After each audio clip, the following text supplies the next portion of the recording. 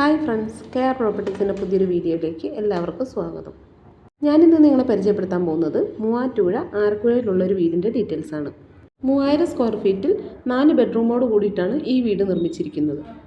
അതിൽ 4 അറ്റാച്ച്ഡ് ബാത്റൂമും കൂടാതെ sit out, hall, work area, kitchen, balcony എന്നിവയെല്ലാം ഇതിൽ ഉൾപ്പെടുന്നു.